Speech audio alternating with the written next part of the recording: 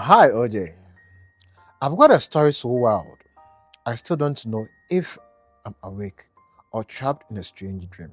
How do I explain to my kids that their father wasn't just gone? He was never truly alive to begin with. Let me tell you how I found out I've been married to a ghost for 5 years. Yes, a ghost. It sounds crazy, hmm, but it's my reality.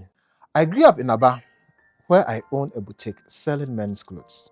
That's where I met my husband. He was calm, gentle, and in his early 30s when I first crossed his path. He used to stop at my shop every morning just after I opened. For a week straight, he would hover around, and then one day he walked up to me and asked if I wanted to make jollof, what ingredients do I need? At first, I thought it was odd, but I gave him a list. Somehow, it turned into his cute little routine. Sometimes I would even follow him to the market to help him shop. It wasn't long before we became friends, and 4 months later, he asked me out. OJ, this man was everything I'd wanted in a partner: kind, affectionate, caring, and always putting me first. He told me he was the only child of his parents, the last surviving member of his family, with no siblings or extended relatives. I didn't mind. He was enough for me. We dated for 3 months before getting married. It was a small wedding, just us and a few close friends, since he didn't have any family to invite. Despite our humble start, my marriage was perfect. Or so I thought. My husband was attentive, loving, and made sure I lacked nothing emotionally, physically, or financially. We had 2 kids together, a boy and a girl, and everything seemed normal. For 5 years, we lived a peaceful life until the day my son changed everything. One afternoon, my boy came back from school crying. Mommy, he said, my friends say they visit their grandparents in the village. Why don't we ever go? I tried to brush it off. You see, I've always hated the idea of going to the village. My parents had fed me all kinds of scary stories about village life, and even after they passed, I swore never to step foot there. But my kids wouldn't let go.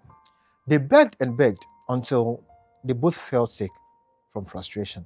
I had no choice but to bring it up to my husband. Hmm. Let's take them to the village, I told him. They are not asking for much. Besides, you grew up there. Let's go to your village. He resisted, saying, you know I don't have anyone there. But I insisted. We can lodge at a hotel and just show them around. They are just kids. They just want that experience. After much back and forth, he reluctantly agreed, but kept postponing the trip. Finally, after months of pressure, we made plans to visit his village. He said it was in Bende, a small town not too far from Aba. When we arrived, he told me to take the kids to a compound he pointed out as his father's, while he went to fetch someone he called his auntie. It's at this point that I ask that you subscribe to the channel, share a comment, or click on the like button, as that is the only way you encourage me to bring you more confessions and more stories. So please, subscribe. Let's go.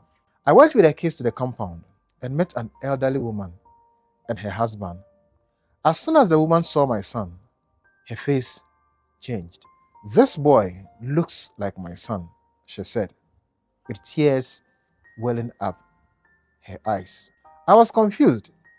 Your son? No, this is my child, I said, but she shook her head.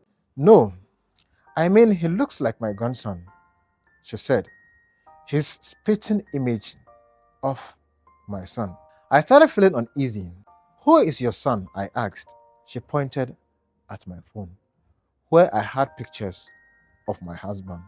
When I showed her, she let out a scream that could raise the dead. Her husband came out running, and when he saw the picture, he froze, staring at me like I was some kind of ghost. Then, to my utter shock, he said, "This man died in 2015. He was our son." OJ, I laughed nervously. "You are mistaken. That's my husband. We've been married for 5 years. We have 2 kids together." But they insisted, dragging out old photos of their son. It was him, my husband, the same man I've lived with, loved, and built a family with.